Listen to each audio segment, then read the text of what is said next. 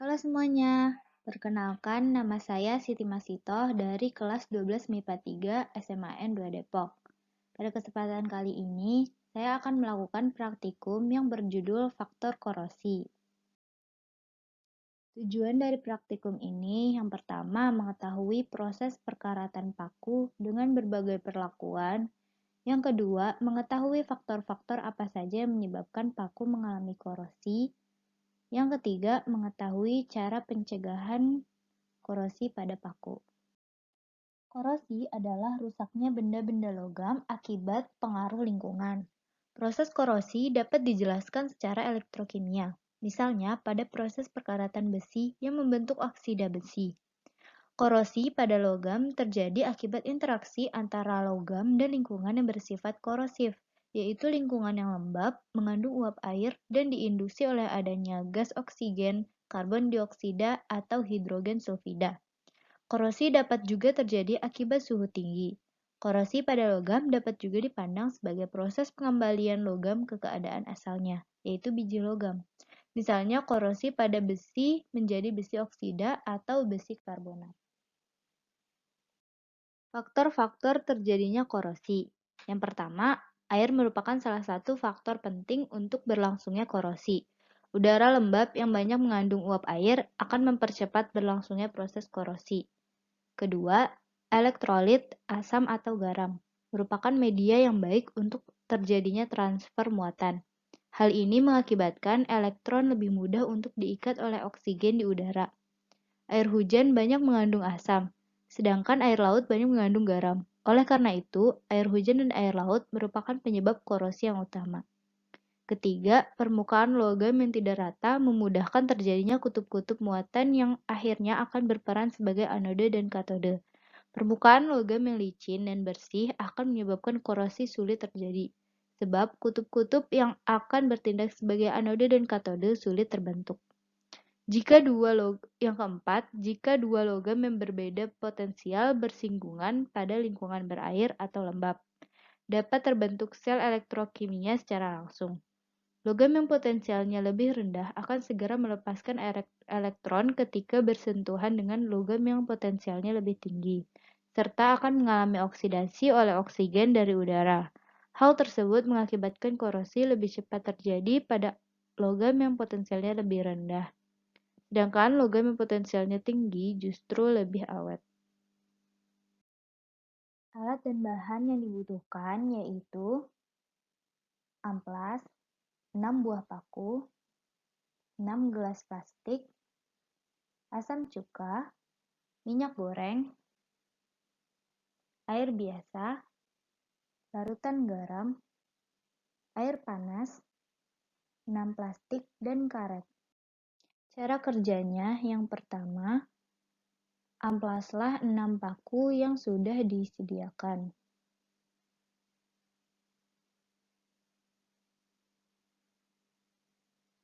Beri tanda berbeda A, B, C, D, E, dan F pada masing-masing gelas plastik. Ketiga, masukkan paku yang sudah diamplas pada masing-masing gelas dengan setiap gelas berisi 1 paku. Keempat, masukkan air biasa pada gelas A, air panas pada gelas B, cuka pada gelas C, larutan garam pada gelas D, minyak goreng pada gelas E, hingga setiap paku terendam dan biarkan gelas F hanya berisi paku. Terakhir, tutup masing-masing gelas dengan lembaran plastik dan rekatkan dengan karet.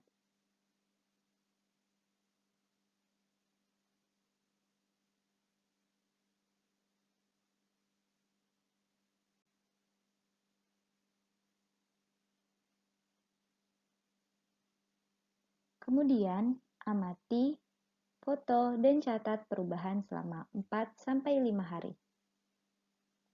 Dari tabel hasil pengamatan berikut, gelas A yang berisi air biasa berkarat dari hari pertama hingga hari keempat, dan pada hari keempat muncul sisa korosi.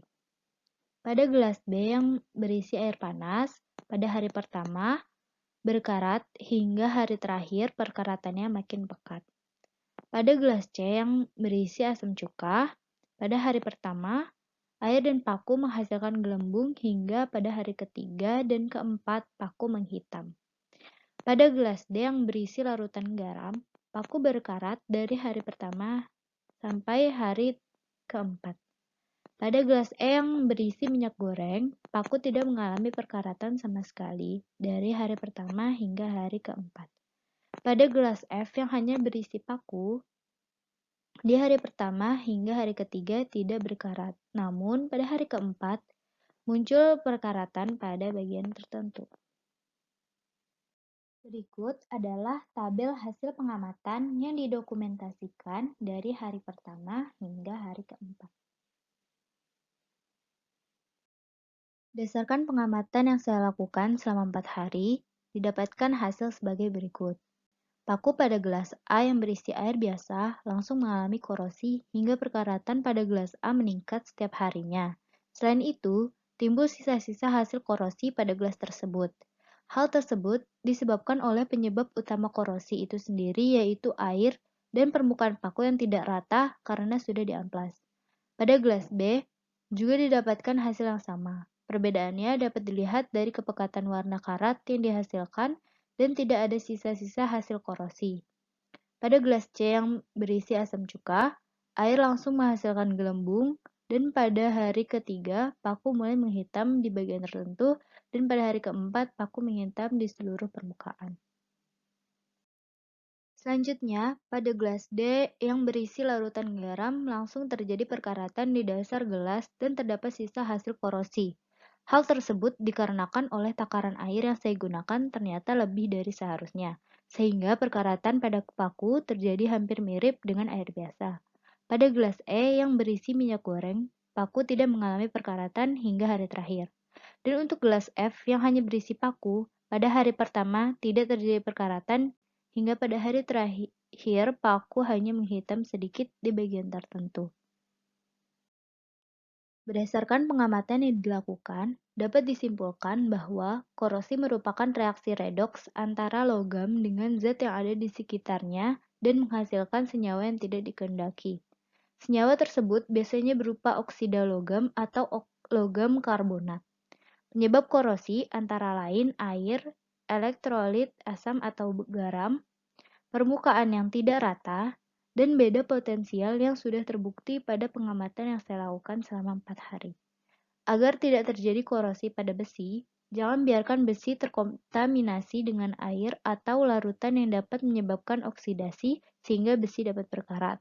Selain itu juga dapat dicegah dengan cat atau dilapisi dengan logam yang sukar teroksidasi. Sekian laporan praktikum yang dapat saya sampaikan.